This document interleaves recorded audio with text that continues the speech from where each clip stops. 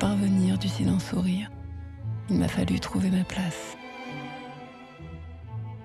Tu as construit ton empire avec tes fois et lois. Moi, j'avais besoin de comprendre tes choix. Cet amour qui résonne en moi, j'ai voulu mettre des mots sur des non-dits. Je veux savoir qui je suis. Je veux savoir d'où je viens.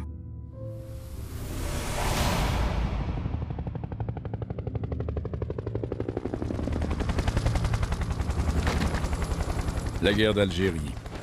Guerre fratricide, guerre civile, guerre qui a marqué à vie une génération et qui a laissé derrière elle de profondes blessures et une totale incompréhension.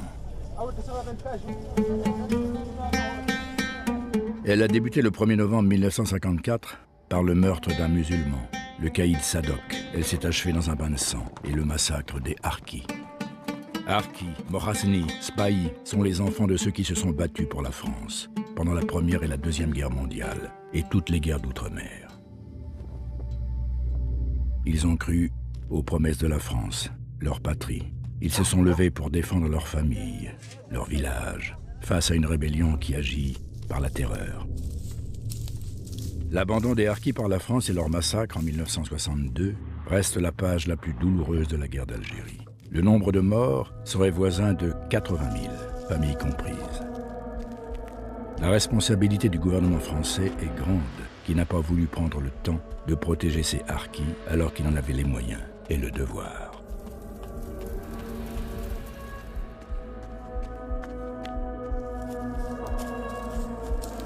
Ceux qui ont combattu en Algérie restent marqués par cet abandon, sans précédent, de leurs camarades.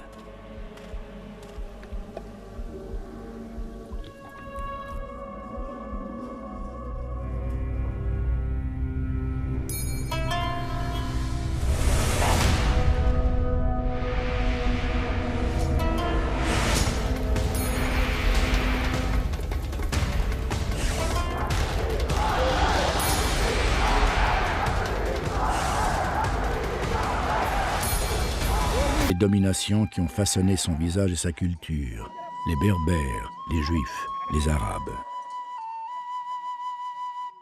C'est la France qui établit les frontières et qui donne par décret du 14 octobre 1839 un nom à ce territoire, Algérie.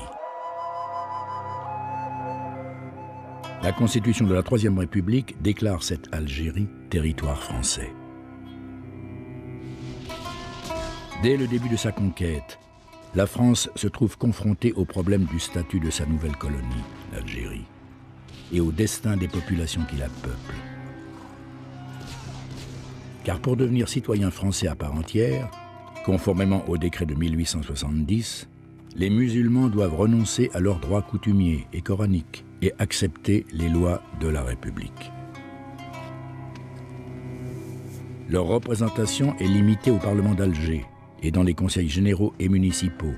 Cette représentation nationale va attendre 1944 et la création d'un second collège.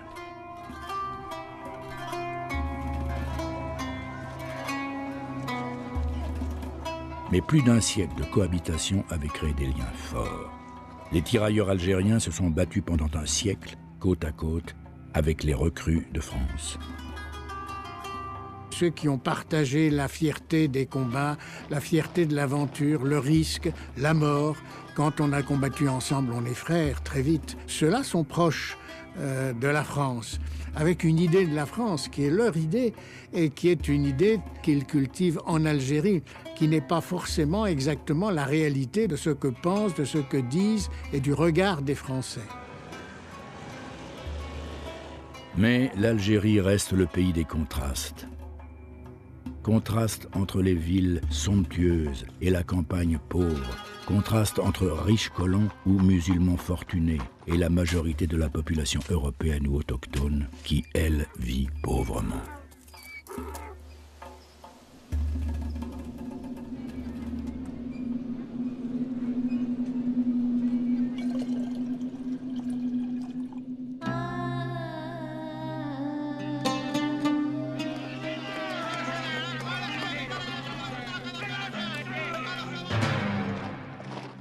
Le 8 mai 1945, alors que le monde entier célèbre la capitulation de l'Allemagne nazie, une émeute éclate à Sétif. Les manifestants, galvanisés par des appels au djihad, se répandent en ville et massacrent des Européens. La répression sera impitoyable.